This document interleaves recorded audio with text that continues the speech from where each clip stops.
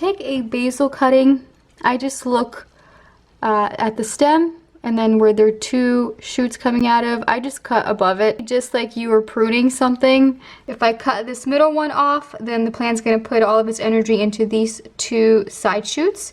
And it's gonna make the plant shorter and more filled in instead of tall and lanky. So it's actually good to prune your plants like this basil or zinnias or whatever gets kind of tall. It's good to prune them anyway. So by doing this, taking and cutting, you're not harming it at all. But I'm gonna go ahead and cut this right there. Try to get in there. Cut that off like that. So that's a great cutting. And I'm going to take a few more out of here, just so I can prune the plant a little bit. So I have my 3 basil cuttings. What I'm going to do is just remove the bottom leaves. We don't need that many leaves for it to survive. And I don't want these leaves to be underwater and start molding or making the water dirty in there with that bacteria. I'll remove these burnt ones. They got a little bit burnt from the grow lights.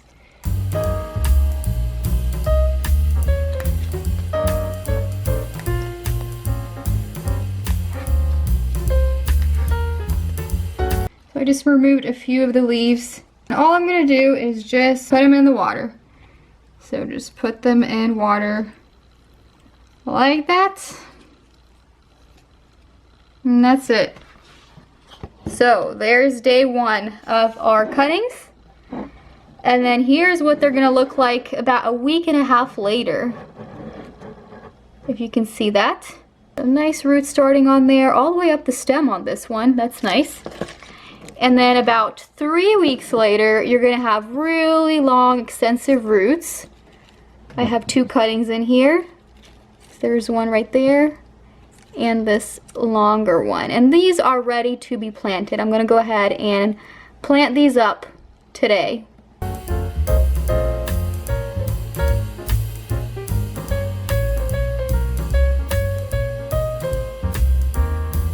And you can do these with any basil variety. I love lime basil, opal basil, purple basil, Genovese basil, whatever basil you have works great. Basil outdoors, you can do them from the basil indoors. I mean, any type of basil is fine to do this cutting, and you can have a bunch of plants so easily. All you have to do is put them in the water. I don't even pour out this water. I just, as the plant drinks, the roots drink up, I kind of fill it up back up to the top, and that's enough of fresh water that it needs to live. I don't even change the water. So easy to propagate. I highly recommend it if you want a bunch of plants that I'm gonna grow out and put out into the garden in the springtime when the weather gets a little bit warmer, but I can enjoy these indoors for now. What a fun project, even with kids. This would be fun to do with kids. I'm gonna get ready to pot these up into some pots.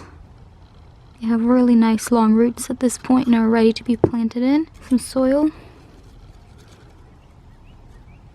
Look at those beautiful roots. We have 2. This one started. So that's 3, 4, and 5. We have 5 rooted cuttings. Start potting them up.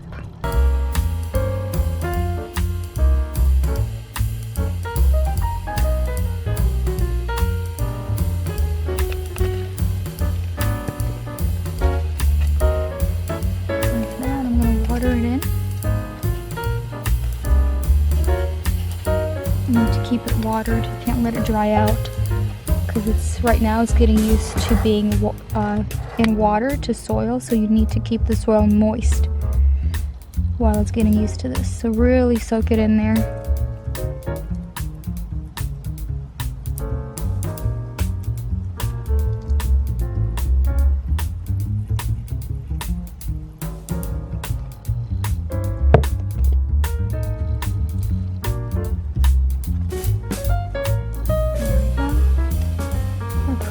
On top.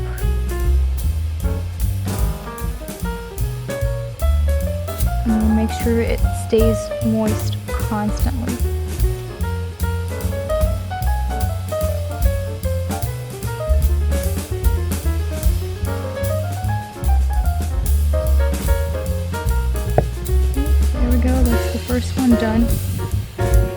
4 more.